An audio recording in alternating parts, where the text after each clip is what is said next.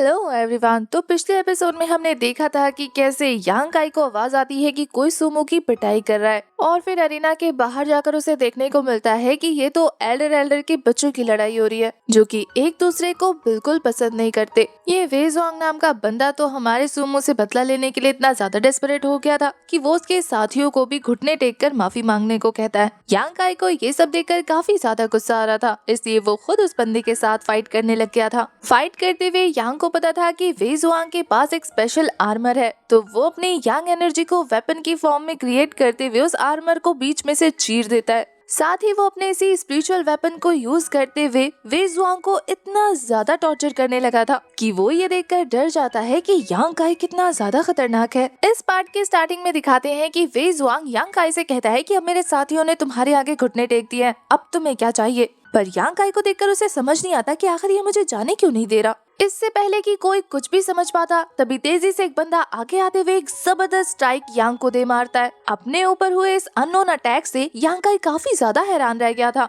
साथ ही अब तक वेजुआंग उसकी पकड़ से आजाद हो चुका था। यांग काई अपने मन में यही सोचने लगता है कि आखिर कौन है ये बंदा जिसका ये स्ट्राइक बहुत ज्यादा पावरफुल था। वहीं हमें पता लगता है कि इस बंदर का नाम है सीनियर चाओ, जो वेजुआंग से कंफर्म करता है कि यंग मास्टर क्या आप ठीक है। उसके बोलने पर कि हाँ मैं बिल्कुल ठीक हूँ, वो कहता है कि चलो किसी बड़ी मुसीबत के आने से पहले हम बच गए। यहाँ अब वेजुआंग को मौका मिल गया था, तो वो अपनी पोजीशन का गलत फायदा उठाते हुए सीनियर चाओ से कहता है कि सीनियर आपको तो सेक्टरोल के बारे में बहुत अच्छे से पता होगा ना, तो क्या आप बता सकते हैं कि अगर कोई किसी को मारने की कोशिश करे तो उसे क्या सजा दी जाएगी। ये सुनकर सीनियर चाओ थोड़ा सोचकर कहते हैं कि पहले तो उसकी एक हड्डी को तोड़ दिया जाएगा, लेकिन अगर केस बहुत ज्यादा सीरियस है तो फिर हो सकता है कि सामने वाले को बहुत ज्यादा जुर्माना देने के साथ साथ सेक्ट से एक्सपेल कर दिया जाए, वो भी उसकी कल्टीवेशन को डिस्ट्रॉय करते हुए, ताकि सबके सामने एग्जाम्पल सेट हो सके। बस वेजुआंग को यही तो सुनना था। वो कहता है कि सीनियर चाओ बस इस बंदे ने मुझे मारने की कोशिश की है, तो अब आप इसे सेक्ट रूल के हिसाब से सजा दे सकते हैं।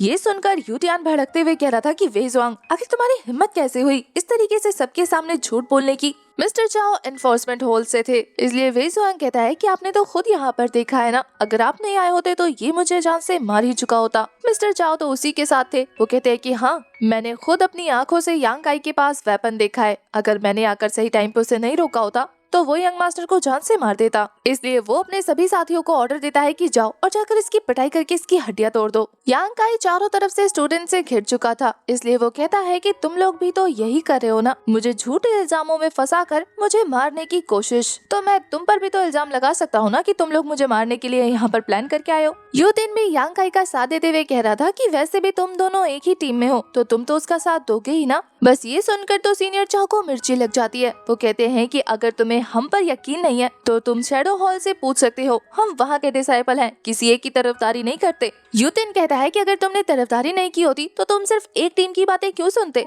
यहाँ पर और भी लोग हैं जिनसे गवाही ली जा सकती है, लेकिन तुम उनसे थोड़ी ना लोगे। ये बोलने के बाद वो वहाँ पर खड़े 3 डिसेबल्स की तरफ इशारा कर देता है, जो ये जानने के बाद कि उन्हें किसका साथ देना है काफी ज्यादा नर्वस हो जाते हैं। क्लियरली उन दोनों में से सबसे ज्यादा पावरफुल टीम वेजुआंग की थी और वो लोग उससे पंगा तो बिल्कुल नहीं लेना चाहते, इसलिए वो लोग डर के मारे इस मामले में कुछ बोलते ही नहीं है। यूतिन कहता है कि तुमने उन्हें तो डरा दिया अपनी पावर और पोजीशन दिखाकर, लेकिन हम डरने वालों में से नहीं है। बस फिर क्या था, यांग की पूरी टीम उसका सपोर्ट करते हुए कहती है कि आखिर ये वेजुआंग जो कि सबको बुली करता है, इसके खिलाफ कोई कार्रवाई नहीं हुई, और जब यांग काई ने इसका विरोध करते हुए इससे फाइट की तब तुम लोग यहाँ पर उठकर चले आए। ये बोलते बोलते तो जोंग अपनी लिमिट क्रॉस कर जाता है उस बंदे को गाली देते हुए। अब तो उसका भी खून खौलने लगा था। वो कहता है कि आखिर तुम्हारी हिम्मत कैसे हुई मुझसे इस तरीके से सवाल करने की, तुम लोगों को अच्छे से पता है कि एनफोर्समेंट हॉल किसी के लिए भी इनजस्टिस नहीं करता, फिर तुम्हारी हिम्मत कैसे हुई इस तरीके की बदतमीजी हमारे साथ करते हुए। अब ये सुनकर जोंग का तो दिल कर रहा था कि वो इसका मुंह तोड़ दे, पर यांग काई उसे रुकते हुए कहता है अगर तुमने कोई भी एक्शन लिया तो इन लोगों को फिर से मौका मिल जाएगा कोई ना कोई बहाना लगाकर हमें पनिश करने का, इसलिए बेहतर होगा कि ये अभी जो करना चाहते हैं फिलहाल के लिए उन्हें करने दिया जाए। ये सुनने के बाद तो सीनियर चाओ अपने साथियों से कहता है कि इन्हें अरेस्ट कर लो, हम इनकी पनिशमेंट तब डिसाइड करेंगे जब एल्डर्स के साथ मुलाकात हो जाएगी। बस फिर क्या था, यांग काई इनकी टीम के साथ खुशी खुशी चला जाता है, क्योंकि उसे भी पता था कि वो फिलहाल के लिए तो इनसे पीछा नहीं छुड़ा सकता। बेचारे सुमो की हालत तो अभी भी इतनी खराब थी कि वो अभी तक होश में नहीं आया, इसलिए सीनियर चाओ अपने एक बंदे से कहता है कि इसे इसके एल्डर के पास ले जाओ।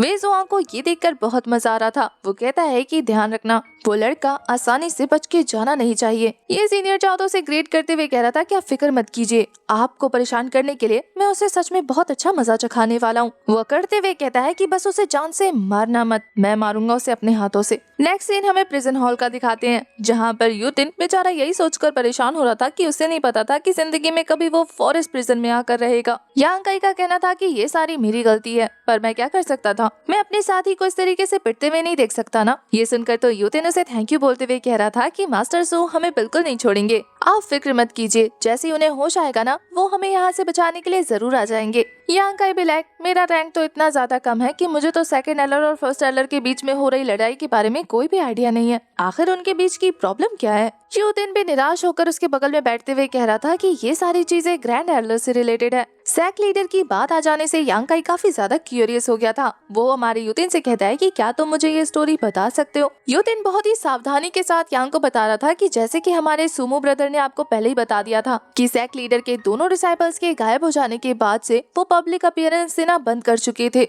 फिर वो एक बार फिर कंफर्म कर लेता है कि कोई उसकी बात तो नहीं सुन रहा ना, क्योंकि ये मैटर इतना ज्यादा पॉलिटिकल है कि अगर किसी ने उसे ऐसे बात करते हुए सुन लिया तो उसकी खामखा में कुटाई लग जाएगी। यूतिन आगे बताना स्टार्ट करता है कि इतने सालों में फर्स्ट एल्डर हैं जो कि अब सेक लीडर की तरह बिहेव करने लगे हैं और अब वो खुद को सेक लीडर की तरह ही रिप्रेजेंट करते हैं, जिसके खिलाफ सेकंड एल्डर हमेशा जाते हैं क्योंकि उन्हें ये बात बिल्कुल मंजूर नहीं है कि वो ऑफिशियली लीडर बन जाएं, जबकि अभी तक सेक लीडर ने किसी को भी चूज नहीं किया। इसलिए सेक्ट के लिए सारे फैसले वो खुद ही अपनी मर्जी से लेते जा रहे हैं और इसी मनमुटाव की वजह से अब दोनों के बीच में बिल्कुल नहीं बनती। बस यांग काई अब अच्छे से समझ गया था कि आखिर क्यों सुमो और वे जुआंग एक दूसरे से इतनी नफरत करते हैं, क्योंकि अब उनके ग्रैंडफादर्स नफरत करते हैं, उनके फादर्स भी एक दूसरे से नफरत करते होंगे और ह्यूमन का तो नेचर है ना, एक दूसरे को देखकर ही प्रिटेंड करते हैं। यांग काई को किसी के आने की आहट हो जाती है, इसलिए वो यूतिन को शांत करते हुए कहता है कि देखते हैं कौन आ रहा है।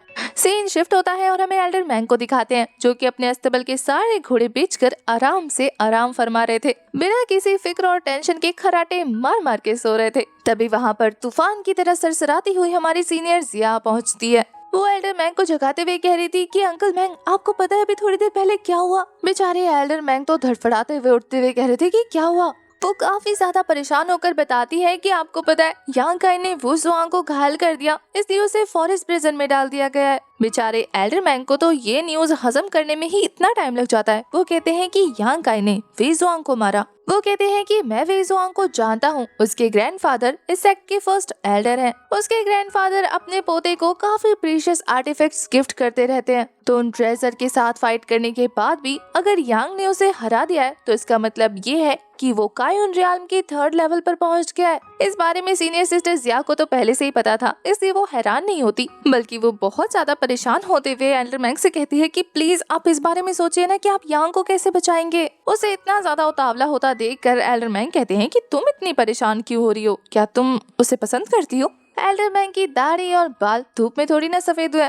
वो तो देखते ही समझ जाते हैं कि सीनियर सिस्टर पक्का कुछ छुपा रही है, क्योंकि उन्होंने तो मानने से एक्सेप्ट कर दिया था कि वो परेशान हो रही है। एल्डर मैंग पूछते हैं कि क्या तुम दोनों दोस्त हो। वो थोड़ी देर नर्वस होकर बात को टालते हुए कहती है कि प्लीज अंकल इस चीज को सीरियसली लीजिए ना, कुछ तो कीजिए, जाकर यांग को बचाइए। एल्डर मैंग कहते हैं कि सेकंड एल्डर जाकर उसे बचा लेंगे, इसलिए हमें इस मैटर में नाक गलाने की कोई जरूरत नहीं है। पर सीनियर सिस्टर जिया तो अभी भी रेडी नहीं थी, पर एल्डर उसे चुप कराते हुए कहते हैं कि बस इसके आगे मैं और कुछ नहीं सुनूंगा। बस इस बात से छोटे बच्चों की तरह नाराज होकर वो चेयर पर बैठकर मुंह फुलाते हुए कहती है कि अगर आपने यांग काई की हेल्प नहीं की ना तो फिर मैं 9 ग्राउंड सम्मेलन में बिल्कुल नहीं जाऊंगी। ये सुनकर तो बेचारे एल्डर मैंग को 440 वोल्ट का झटका लगता है। वो कहते हैं कि कैसी बातें कर रही हो तुम मुझे इस तरीके की सिचुएशन में नहीं डाल सकती। तुम्हें पता है ना कि 9 ग्राउंड सम्मेलन तुम्हारे फ्यूचर के लिए कितना जरूरी है। सीनियर सिस्टर जिया तो साफ साफ कह देती है कि यांग काई को मुसीबत में छोड़कर मैं वहाँ पर बिल्कुल नहीं जाऊंगी। अब सीनियर सिस्टर जिया की ऐसी जिद सुनने के बाद तो एल्डर मैंग कहते हैं कि पक्का तुम उसे पसंद करती हो, है ना।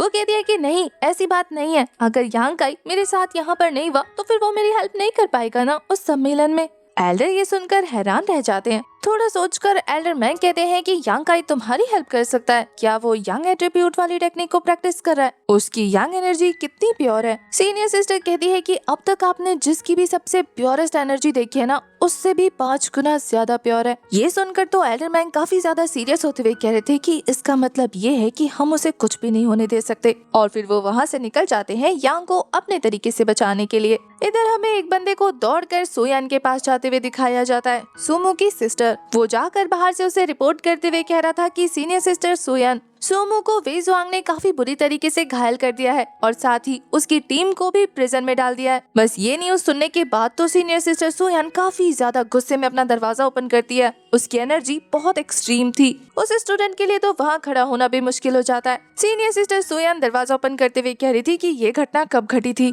वो स्टूडेंट बताता है कि 1 घंटे पहले मुझे जैसे ही ये न्यूज मिली, मैं आपको रिपोर्ट देने के लिए यहाँ आ गया। ये सुनकर तो सीनियर सिस्टर सोयान दोबारा से अपनी एनर्जी रिलीज करते हुए वहाँ से गायब हो गई थी, वो भी पल भर में। ये बंदी सच में बहुत ज्यादा पावरफुल है। इधर दूसरी तरफ हमें फॉरेस्ट प्रिजन का सीन दिखाते हैं, जहाँ पर एक बंदा यांग काई के सेल के बाहर पहुंचकर उसे ओपन करके कहता है कि तुम तीनों में से यांग काई कौन है। अब हमारा हीरो किसी से डरता थोड़ी है। वो सामने आते हुए कहता है कि मैं हूँ, क्या काम है। वो कहता है कि मेरे साथ चलो, तुम्हें किसी ने बुलाया है मिलने के लिए। यांग तो उसके साथ जाने को तैयार हो गया था, पर यूतिंग उसे रोकते हुए कहता है कि यांग, आपको इसके साथ जाने की कोई जरूरत नहीं है, क्योंकि उसे पता था कि ये लोग अच्छे काम के लिए तो यांग को अपने साथ नहीं लेके जा रहे। पर यांग यूतिन से कहता है कि मेरी फिक्र मत करो, मुझे कुछ नहीं होगा और अगर कुछ हुआ भी तो मैं संभाल लूंगा। ये बोलने के बाद वो उनके साथ साथ निकल जाता है। वो दोनों जो उसे लेने आए थे वो यांग को किसी सीक्रेट डार्क प्राइवेट रूम में लेकर जाते हैं। उस रूम का सेटअप देखकर ही यांग समझ गया था कि ये दोनों पक्का वेजुआंग के कहने पर यहाँ आए हैं, पक्का उसे चोट पहुंचाना चाहते हैं। वो अपने मन में कैलकुलेट कर ही रहा था कि इनके अटैक करने से पहले ही उसे इन पर अटैक करना होगा कि तभी पीछे वाला बंदा उसे धक्का मारकर रूम में धकेल देता है। यांग भी इस चीज के लिए पहले से ही रेडी था। वो अपने सामने वाले बंदे को एक जबरदस्त स्ट्राइक करते हुए दीवार से हिट कर देता है। अब ये देखने के बाद तो वो दोनों ही बंदे अपने अपने मार्शल आर्ट का यूज करते हुए यांग की पिटाई करने शुरू कर देते हैं। वो भी बड़े आराम से इन दोनों के ही अटैक्स को ब्लॉक करते जा रहा था।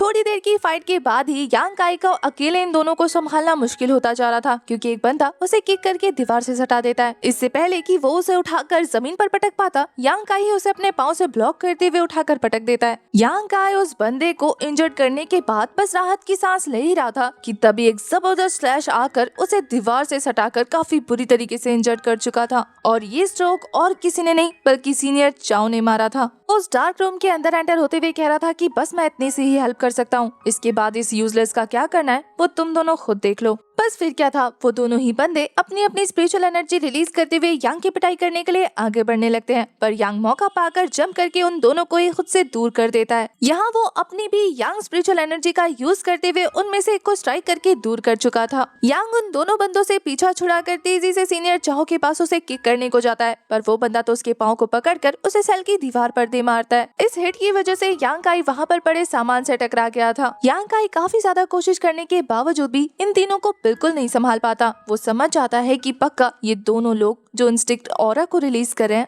वो पक्का कायन रियाल्म की 8 और 9 लेवल पर है। वहीं देखा जाए तो सीनियर चाओ का इसका लेवल इन दोनों से भी बहुत ज्यादा ऊपर है। कहीं इसका कल्टीवेशन लेवल की मोमेंटम रियाल्म तो नहीं है। यांग की ऐसी हालत करने के बाद ये तीनों ही क्रीपीली स्माइल करते हुए उसकी तरफ देख रहे थे, जैसे कि आज तो उसे आत्महत्या कर ही छोड़ेंगे। यहाँ यांग अपना ब्लड पोंछते हुए कह रहा था कि तुम तीनों यहाँ पर मुझे वेजुआंग के कहने पर मारने आए हो, है ना। ये मिस्टर काओ तो इस बात को छुपाता नहीं है। उसे पता था कि वो यांग को यहाँ पर मार देगा। वो कहता है कि तुम तो बहुत ज्यादा चालाक हो, जो तुम्हें मास्टर वे के सारे इरादे पता लग गए। वैसे भी तुमने उन्हें गुस्सा दिलाया तो हमें तो उनकी हेल्प करनी है ना, ताकि आगे चल के हम किसी मुसीबत में ना पड़े। यांग फाइट के लिए रेडी होते हुए कह रहा था कि देखते हैं कि तुम किसी मुसीबत में पड़ते हो या नहीं। इसी के साथ हमारा ये वाला एपिसोड हो जाता है खत्म।